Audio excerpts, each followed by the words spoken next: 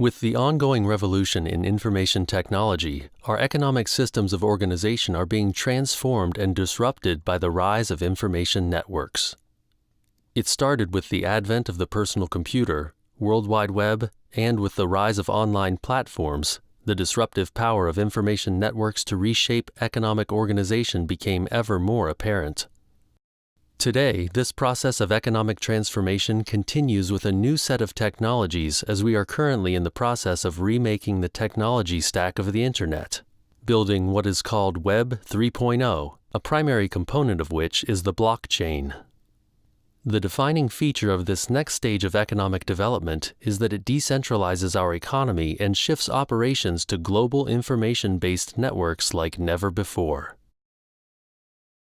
This distributed Internet technology stack that is currently being built enables a network of computers to maintain a collective database of value ownership and exchanges via Internet protocols. This bookkeeping is neither closed nor the control of one party.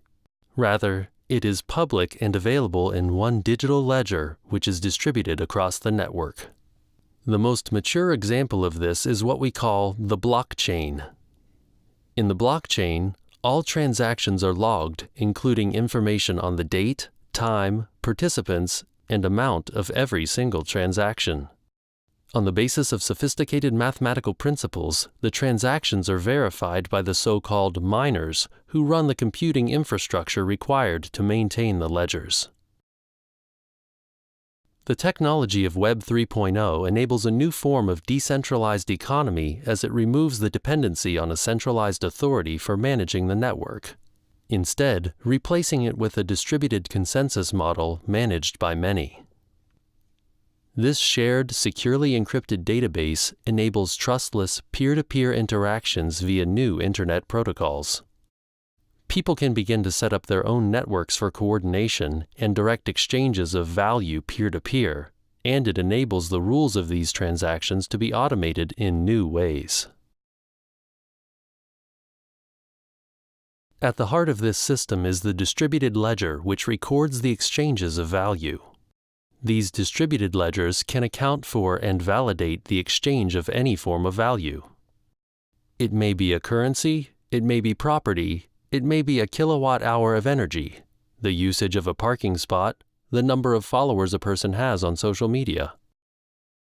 These distributed ledgers provide the infrastructure for building token economies. A token is simply a quantified unit of value. Tokens are both generic and fungible. It is generic in that it can be used to define any form of value, and it is fungible, meaning it is exchangeable between different specific forms of value. Traditional monetary currencies are not fully fungible, as there are many circumstances when one cannot exchange a monetary currency for other forms of value. For example, likes on social media may have a certain value, but typically cannot be directly exchanged for monetary currencies. A token differs from our traditional monetary currency in that it is more generic. Our existing currencies define a particular type of monetary value, what we call utility, which is based upon the economic logic of the industrial economy, while tokens, because they are more generic, can define a broader set of values, social capital, natural capital, or cultural capital. For example, natural capital is the integrity of an ecosystem that enables it to function and provide ecosystems services to people. In our traditional economic model, we only quantify and account for the services that the ecosystem delivers, such as food, water, materials, etc. However, we do not account for the integrity of the ecosystem that enables it to function. The generic nature of the token means it can be used to account for values such as this natural capital. The capacity to differentiate between different forms of value is made possible by the programmability of token units. Because tokens are digital, they are also programmable, which enables one to specify certain rules for that token and have those rules executed when it is exchanged, thus enabling certain constraints or possibilities in its usage. One can specify that a certain token is only spendable under certain terms, or specify how it can be converted. For example, one could program the token so that it cannot be exchanged for diamonds that are mined in a particular location of the world known for its use of slave labor. In this way, the token is not just a unit of utility, but also expresses social values. Likewise, one could create a healthcare allowance in dollars or euros that could be programmed on the blockchain so that it can only be used to pay for healthcare at certified parties. Automating these measures leads to a considerable decrease in bureaucracy.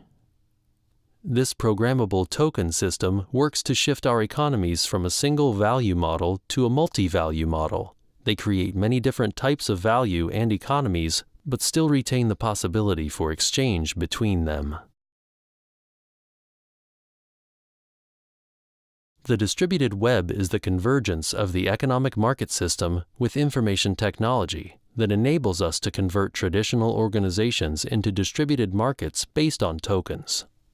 Tokens define whatever is of value within that organization, and the market system is used as a distributed coordination mechanism for managing and growing that resource.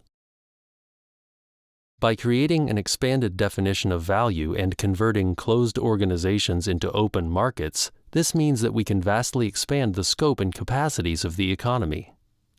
The provisioning of services within the economy no longer becomes dependent upon a limited number of centralized organizations acting for profit, but instead, anyone can now provide the service via these open protocols.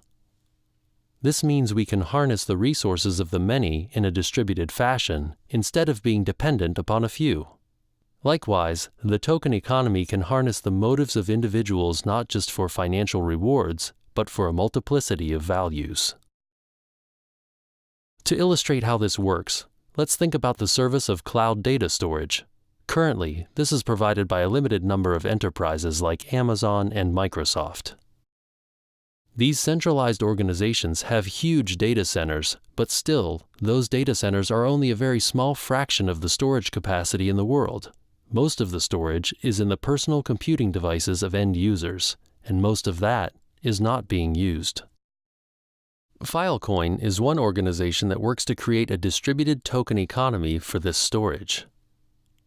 Filecoin is a decentralized storage network that turns cloud storage into an algorithmic market. The market runs on a blockchain with a native protocol token, also called Filecoin, which miners earn by providing storage to clients. Conversely, clients spend Filecoins hiring miners to store or distribute data.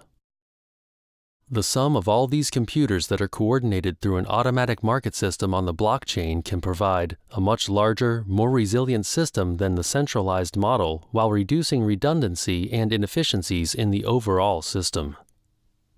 It also pushes the provision of the service out to the location where it is demanded, as people are connecting peer-to-peer locally instead of going to the centralized server that may be on the other side of the planet. Tokens such as Filecoins can be exchanged for other currencies, or members can hold on to their tokens whose value may appreciate as the networks grow over time. This illustrates a very interesting aspect to tokens. Anyone who uses the system is also an investor in the system. Thus, tokens merge investment capital and liquid exchange capital in new ways. In the traditional capitalist model, we have a divide between owners of capital and workers, a divide between a more fixed investment capital and liquid exchange currencies. The shares in a company are not the same thing as what people get paid with for working in that enterprise and use for everyday exchanges in the market. This creates the notorious divide within the industrial economy described by Karl Marx, between the capitalists that make money off their investments and the workers that have to stay selling their labor for money without ownership. Tokens represent both the inherent value of the community, which is its capital investment, and they are also units of exchange within that ecosystem. The founders of the project issue a number of tokens at inception and sell those.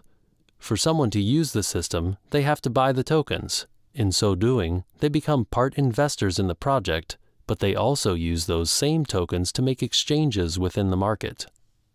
Thus, the people creating the value in the ecosystem are also getting paid in tokens, meaning the workers that are creating the value through their work also have ownership within the organization. In the traditional utility-based exchange of cash, people have no ownership in the organization. They just try to make money, and this can create divides between the owners and the users. The token system works to better align the incentives of the individuals with the overall system because the value of the tokens they earn is also dependent upon the value of the whole. When you are working for a token network, you are both working for yourself and for the whole organization as the two become more aligned, unlike the traditional divide between capitalist and worker. The token system enables networks to overcome the chicken and egg problem. If you are the first user of a network like eBay, then the value would be very low. Thus, it is difficult to get the network started because it has to reach a critical mass before it will be of value to the users. This means that it may require a large investment to create a network. The Silicon Valley model worked by having large initial venture capital backing that enables them to overcome this. But it means that most networks don't get off the ground, and that once a network reaches scale and has value, it becomes dominant and very difficult to compete with, resulting in a lock-in effect and making it easy for large incumbent organizations to become extractive over time. It also means that those who founded the organization win big time. If the network takes off, it creates a winner-takes-all dynamic with most people losing because of the threshold. The token system extends the benefits of being an early adopter of a new network to all the users and thus helps to solve this issue. It does this by issuing tokens for anyone to purchase at the beginning of the project. As the project grows, the tokens come to have greater value for all of the holders. This also works to make the users of the network promoters of that organization because as it grows, the tokens that they hold become more valuable. It incentivizes people to join networks early so as to gain the benefits of the increase in their token value as it grows, which reduces the problem of thresholds. With this, technology companies no longer have to go to traditional capital markets through an initial public offering of shares in the company in exchange for money. But instead, they simply sell tokens directly on the internet to raise initial capital for the project in what is called an initial coin offering, or ICO.